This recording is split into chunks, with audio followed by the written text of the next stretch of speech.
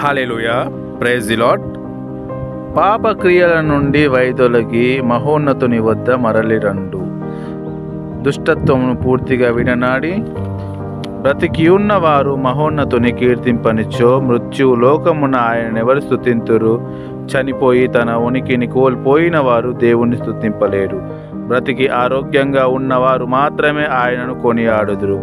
ఆయన మహాకృపతో తన చెంతకు వచ్చు వారిని క్షమించును.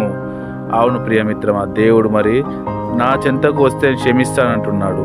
మరి ఆయన చెంతకు ఏ రీతిగా వెళ్ళాలి? మనం పాపక్రియలను వైదొలగి దుష్టత్వం పూర్తిగా విడనాడి ఆయన చెంతకు వెళ్ళాలండి. మనం బ్రతికి ఉన్నప్పుడు ఆయన స్తుతించాలనేసి ఇక్కడ హెచ్చరిస్తున్నాడండి. చనిపోయినాక నీవు నన్ను స్తుతించలేవు, కానీ నువ్వు బ్రతికి ఉన్నప్పుడే నీకు మంచి ఆరోగ్యాన్ని ఇచ్చి ఉన్నా నీ యొక్క బ్రతుకు దినములన్నీ నన్ను స్తుతించు అంటున్నాడు.